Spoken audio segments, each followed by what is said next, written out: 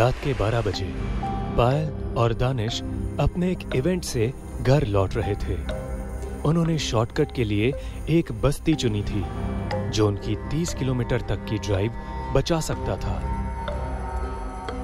यार दानिश, हमें हाईवे से ही निकलना चाहिए था। ये गांव का कच्चा रास्ता न जाने मुझे बहुत हॉन्टेड वाइब्स दे रहा है यार। वाह मैडम, मतलब रात हुई नहीं कि आपको भूत दिखना चालू हो गया।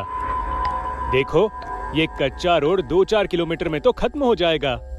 फिर बस एक टर्न और हम सीधा होटल पहुंच जाएंगे। दानिश और पायल दोनों ही कार में बैठे एक दूसरे से बातें कर रहे थे और दानिश भी गाड़ी को गांव के उस बस्ती वाले कच्ची सड़क पर दौड़ाए जा रहा था। दानिश, तुम्हें क्या हमारी गाड़ी के अलावा कोई भी दूसरी गाड़ी दिखाई दे रही है? नहीं ना?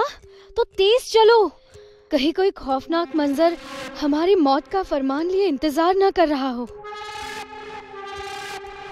चलो जल्दी। यार, तुम डरा रही हो या बात कर रही हो? इससे अच्छा तुम सो ही जाओ। कुछ दूरी का फासला तय हुआ होगा कि तभी दानिश की नजर उसके गाड़ी के रेयर व्यू मिरर पर पड़ती है, जिसे देखकर उसका खून जम गया। दानिश ने अपने गाड़ी के शीशे में देखा एक इंसान बिना सिर वाला उसकी गाड़ी के पीछे पीछे दौड़ रहा था और उसके हाथ में एक तेज धार वाली कुल्हाड़ी भी है। इसे देखने के बाद दानिश ने एक्सेलरेटर को बहुत तेज किया। वो डरा तो बहुत था, लेकिन उसने डर को बिल्कुल भी जाहिर नहीं किया, क्योंकि उसके बगल में बैठी पायल अगर पीछे का नजारा देख लेती तो डर से ही मर जाती। अरे दानिश, तुमने कोई भूत देख लिया क्या? इतनी तेज गाड़ी क्यों चला रहे हो? दानिश अभी भी गाड़ी के शीशे में उस सिर कटे इंसान को भागता देख रहा था। वो पसीने से तरबतर होने लगा। तभी अचानक से वो पीछे भागता शख्स एकदम से गायब हो गया। दानिश के जान में जान आई, लेकिन तभी गाड़ी की छत पर जोर से कुछ आकर गिरा। दानिश ने न जाने क्यों, लेकिन फौरन एक जोरदार ब्रेक मारी और इसके साथ ही छत पर कूदा वो सिरकटा इंसान सीधा गाड़ी के सामने जा गिरा। उस डरावने इंसान को देखने के बाद पायल की एक भयानक चीख निकल गई, और भला निकलती भी क्यों ना, वो शख्स इतना डरावना जो लग रहा था। उसके धड़ से सिर अलग था और उसका कद भी 6 फुट का था।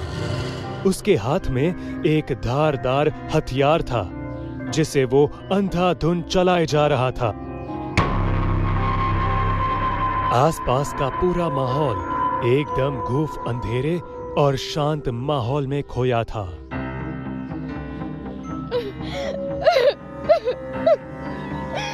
दानिश, मैंने कहा था ना, इस रास्ते से नहीं चलते हैं। ये रास्ता हमें मार देगा।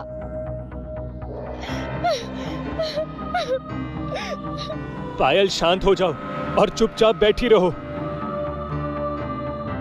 इसके बाद वो सिर कटा इंसान धीरे धीरे गाड़ी के करीब आने लगता है और अंधाधुंध अपनी कुल्हाड़ी चलाए जा रहा था। उससे कुछ भी दिखाई नहीं दे सकता था। इसी वजह से वो कुल्हाड़ी को कभी गाड़ी के बोनेट पर मारता तो कभी गाड़ी की हेडलाइट पर। लेकिन उसका असल मकसद था उन दोनों का सिर, जो गाड़ी में एकदम सांस रोककर बैठे थे। मैं समझ गई इस राक्षस का खेल। ये सिर्फ हमें महसूस कर सकता है। इसे कुछ भी दिखाई या सुनाई नहीं देता, क्योंकि उसके पास सिर नहीं है। तो तुम क्या चाहती हो? मैं ऐसे ही गाड़ी में बैठा मौत का इंतजार करता रहूं कि कब वो आए और मेरा सिर मेरे शरीर से अलग करे और मैं दर्दनाक मौत की नींद सोऊं। दानिश पायल की बातों से बिल्कुल भी सहमत नहीं था। उसने पायल को भागने को कहा, लेकिन पायल गाड़ी के सीट से चिपकी बैठी रही।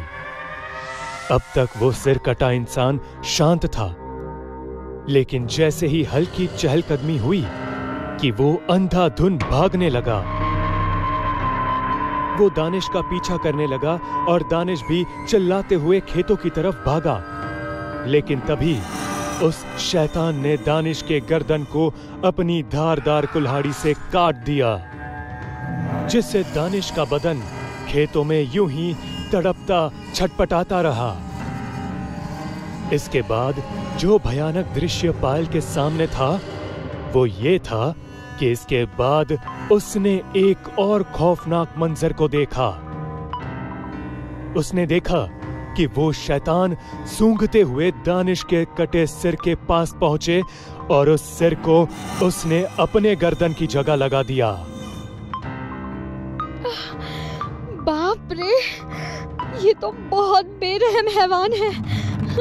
मुझे जल्दी निकलना होगा।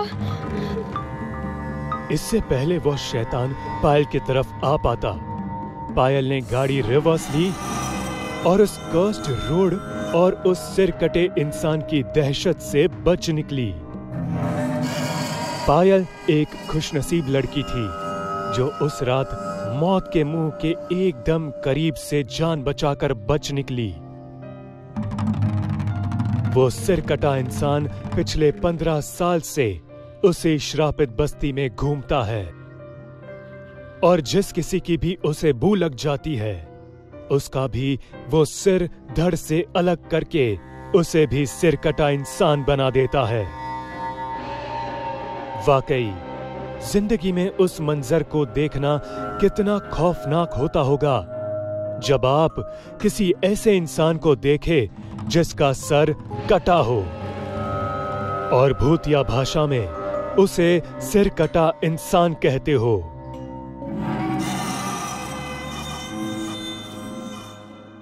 Command not accepted, command not accepted, command not accepted.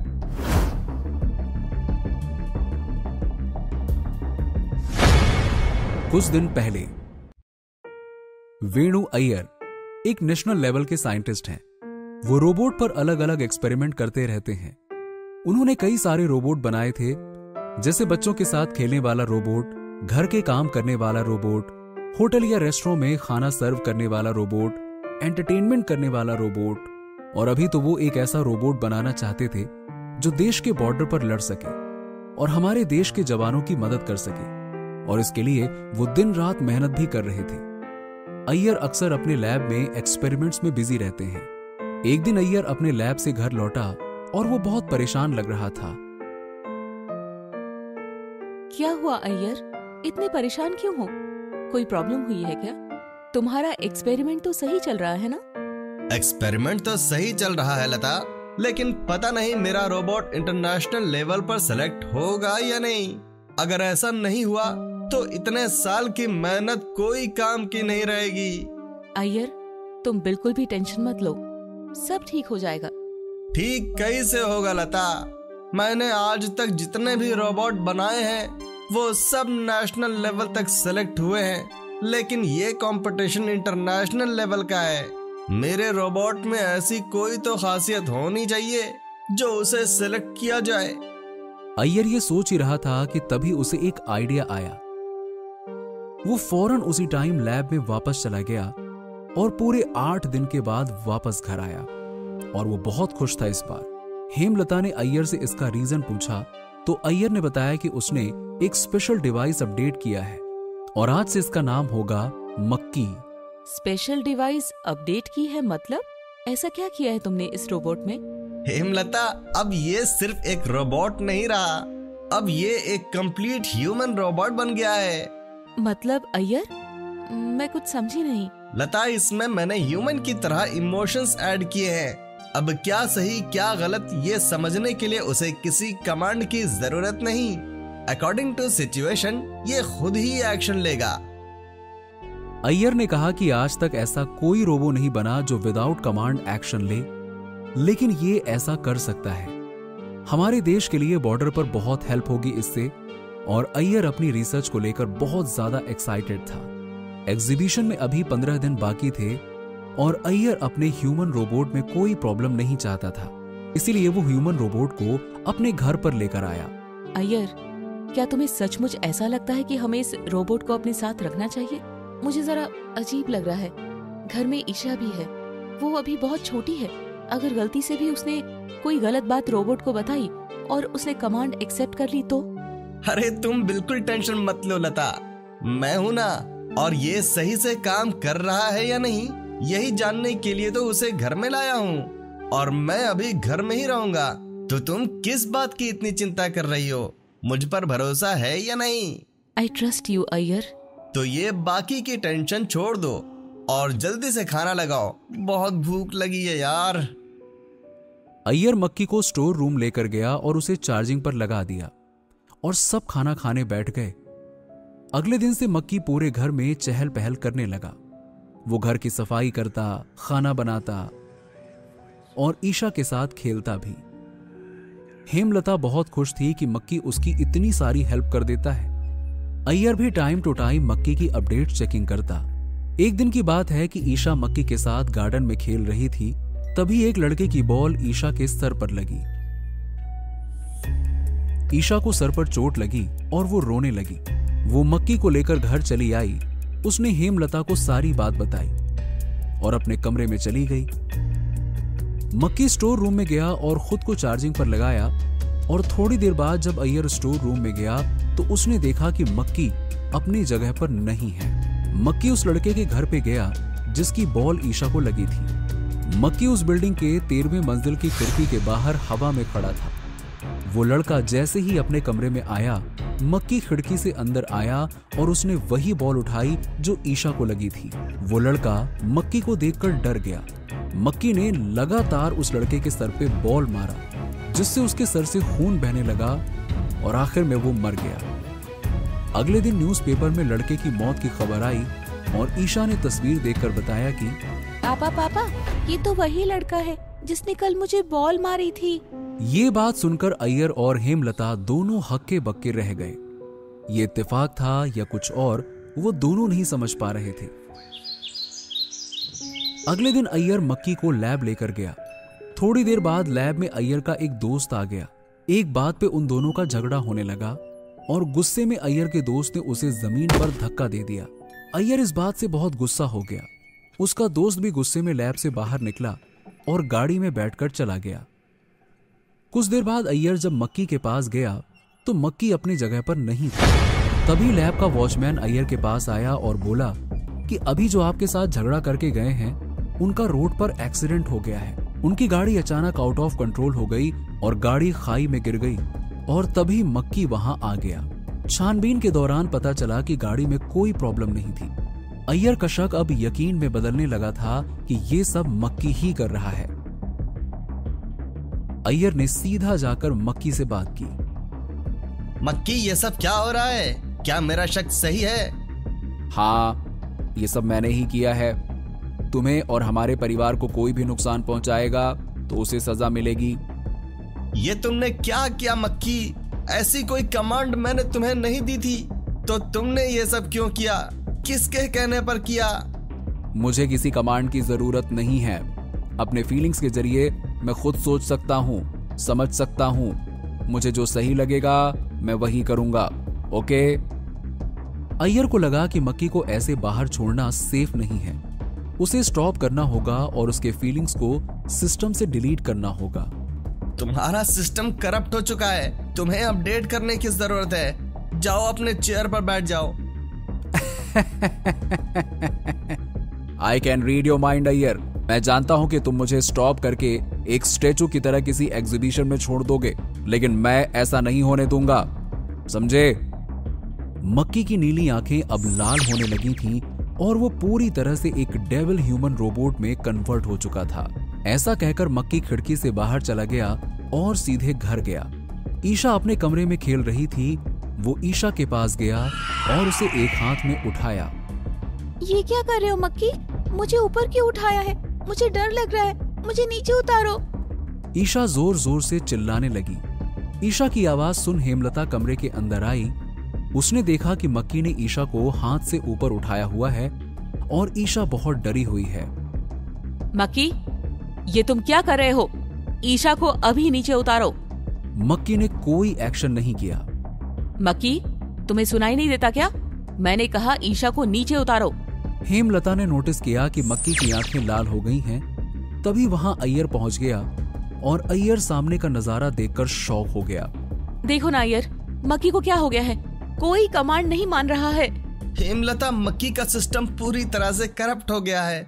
वो अपने इमोशन को बैलेंस भी कर पा रहा है। उस बच्चे को भी मक्की नहीं मारा था और आज इसने लैब में मेरे दोस्त को भी मार डाला क्योंकि मेरा और उसका झगड़ा हो गया था। हेमलता और अय्यर मक्की को समझाने की कोशिश कर रहे थे, लेकिन मक्की पूरी तरह से डेविल ह्यूमन रोबोट बन गया था। वो ईशा को लेकर खिड़की से बाहर ले गया।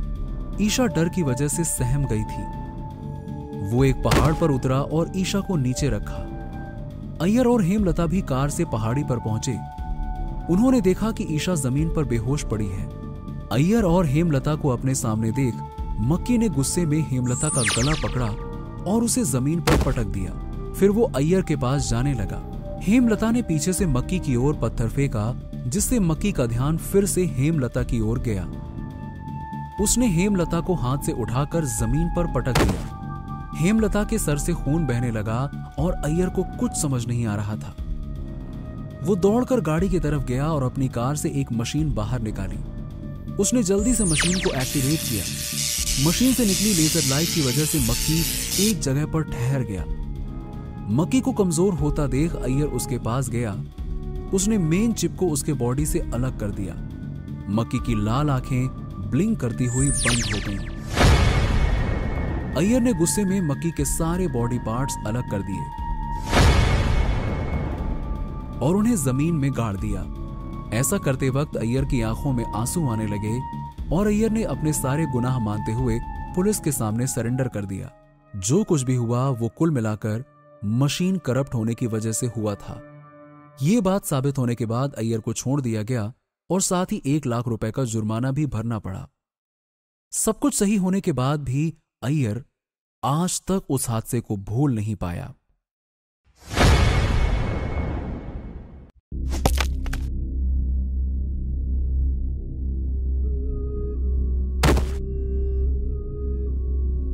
चलो फटाफट इनकी लाश को अपने गार्डन में गाड़ देते हैं।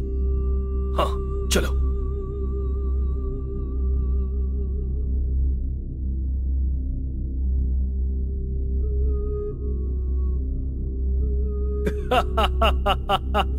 अब ये सोना हमारा है। आखिरकार अब हम इसके मालिक हैं। विनोद और मनोज ने जिसे अभी अभी मारा था वो कोई और नहीं बल्कि उनका सौतेला बाप राम प्रसाद था। उन्होंने अपने सौतेले बाप को सोने की पोटली के लिए मारा था, जो वो उनको जीते जी देने को तैयार नहीं था।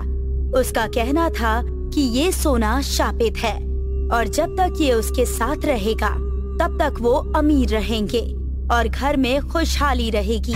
पर सौतेले बेटे इस बात को सरासर झूठ समझते थे। उन्हें लगता था कि उनका सौतेला बाप उनसे नफरत करता है, इसीलिए ऐसे बहाने बना रहा है।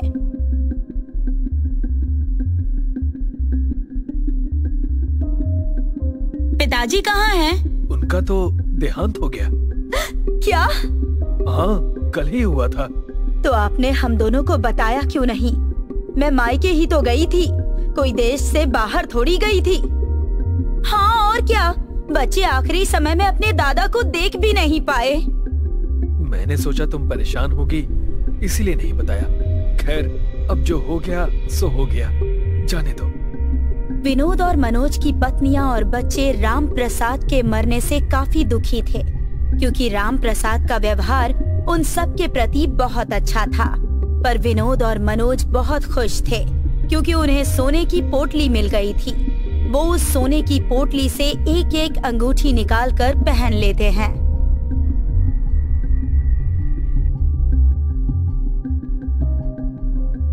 उस रात जब सब सोते हैं तो विनोद और मनोज को नींद ही नहीं आती। रात के 3 बज जाते हैं और वो लोग करवटें ही बदलते रहते हैं। तभी अचानक एक डरावनी आवाज आती है। सोना, सोना,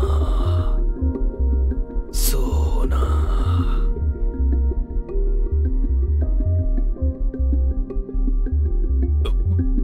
ये कैसी आवाज है?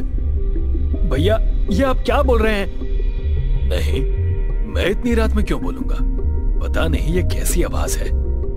मैं तो सो ही नहीं पाया। सो तो मैं भी नहीं पा रहा हूँ। वो लोग ये बातें कर ही रहे होते हैं कि तभी वो आवाज एकदम तेज हो जाती है। सोना, सोना, सोना। हे भगवान, ये क्या हो रहा है? ये आवाज कहाँ से आ रही है? दोनों भाई पूरे घर में और घर के बाहर देखते हैं, पर उन्हें कहीं कुछ नजर नहीं आता। अंत में वो जाकर वापस लेट जाते हैं। डर से उनके रोंगटे खड़े हो गए थे। उन्हें कुछ समझ नहीं आ रहा था। वो सोने की कोशिश कर रहे थे, पर सो भी नहीं पा रहे थे। और ऐसे ही करते करते सुबह हो गई। पापा, आप अभी तक लेटे हुए क्यों हो? सुबह हो गई है, उठ जाओ। बेटा, मैं रात भर सो नहीं पाया। क्यों? पता नहीं। अरे दीदी, इनका भी यही हाल है। पता नहीं क्यों रात भर सो ही नहीं पाए। दिन गुजरता है और फिर रात आती है। विनोद और मनोज अपने बिस्तर पर आंखें खोले पड़े हुए थे। तभी उन्हें ऐसा लगता है कि जैसे घर में भूकंप आ रहा है। वो लोग चीखते हुए अपने बीवी बच्चों को उठाते हैं और बाहर की तरफ भागते हैं।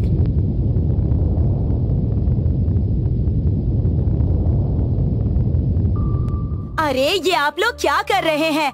कोई भूकंप नहीं आ रहा। अरे देखो ना, पूरा घर हिल रहा है। मुझे तो लगता है घर गिरने वाला है। ये आप लोगों को क्या हो गया है? चलिए अंदर, कुछ नहीं हो रहा।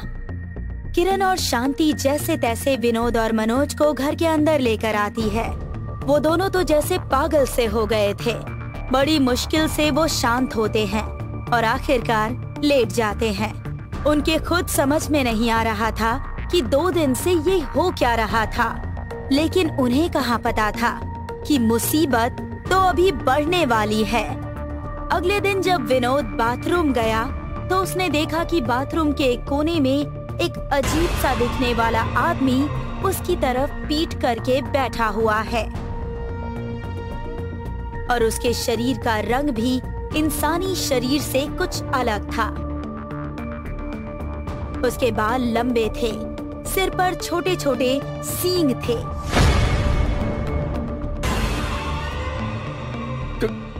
कौन है? कौन है? तेरी मौत। ये बोलकर वो आदमी घूमता है तो विनोद डर से कांप जाता है, क्योंकि उसके मुंह पर खाल नहीं थी, सिर्फ मांस ही मांस था। उसके हाथ में किसी इंसान का हाथ था और वो उस हाथ को चबा रहा था। विनोद को देखकर वो उसकी तरफ भागता है। विनोद घबराकर बाहर भागता है, पर वो आदमी विनोद का पैर पकड़ लेता है। अरे क्या हो गया? किरण, मुझे बचाओ, ये मुझे मार डालेगा। किरण! कौन मार डालेगा? क्या बोल रहे हो आप? ऐसी कई चीजें होती हैं जिससे विनोद और मनोज परेशान हो जाते हैं और उनके बीवी बच्चों को कुछ समझ नहीं आ रहा था कि ये चल क्या रहा है। लेकिन फिर वो सब उनके साथ भी होना शुरू हो गया। क्या हुआ शांति? क्या हुआ? वो शैतान मुझे मार डालेगा। वो मेरा गला घोट रहा था। क्या मतलब? वो तुम्हें भी दिखने लगा? कौन है वो? तभी रिया के रोने की आवाज आती है। वो लोग बाहर जाकर देखते हैं तो पता चलता है कि रिया छत से नीचे गिर गई है। वो लहूलुहान हो गई थी। वो रोते हुए कुछ बताती है कि उसे ऐसा लगा जैसे किसी ने उसे उठाकर नीचे फेंक दिया हो। ये सब देखकर विनोद अपना आपा खो बैठता है और चिल्लाने लगता है। ये हमारे कर्मों की सजा है। हमने पिताजी को मारा तो अब उनकी आत्मा हमसे बदला ले रही है। क्या? पिताजी को आप लोगों ने? विनोद और मनोज उन सबको पूरी बात बताते हैं। किरण और शांति को यकीन नहीं होता कि उनके पति सोने की लालच में ऐसा कुछ कर सकते हैं। अब विनोद और मनोज तय करते हैं कि वो राम प्रसाद की आत्मा को बुलाएंगे और उनसे माफी मांगेंगे ताकि वो उनके परिवार को छोड़ दे। वो ऐसा ही करते हैं। पिताजी, वो हमारी गलती थी, हमें सजा दीजिए, पर हमारे परिवार को छोड़ दीजिए। तुम्हारे साथ जो भी हो रहा है वो मैं नहीं कर रहा, शापित सोने वाला शैतान कर रहा है। क्या? शापित सोने वाला शैतान? हाँ, मैंने न जाने तुम लोगों को कितनी बार बताया, पर तुम्हें मेरी बात पर यकीन नहीं हुआ कि जिस सोने के लिए तुमने मुझे मारा वो सोना शापित है। मैंने अपनी जवानी में शैतान को प्रसन्न करके ये सोने की पोटली पाई थी जो मेरे परिवार और जीवन को समृद्ध बनाती है, पर बदले में शैतान ने मेरा सोना यानी कि मेरी नींद छीन ली और साथ ही रोज मेरा खून पिया। मैंने इस परिवार को चलाने के लिए ऐसी जिंदगी जी है, पर तुमने मुझे सौतेला समझकर मार दिया। हमें माफ कर दीजिए पिताजी, पर ये शैतान अब हमारे साथ ऐसा क्यों कर रहा है? ये हमारे परिवार को क्यों मार रहा है? क्योंकि ये सोने की पोटली उस शैतान ने मुझे दी थी, वो मुझसे जुड़ी है, पर अब तुमने वो ले ली है तो वो शैतान आजाद हो गया है। वो तुम सबको मार देगा। अगर इससे तुम्हें बचना है तो उस पोटली को ले जाकर वहीं गाड़ दो जहां तुमने मेरी लाश गाड़ी है।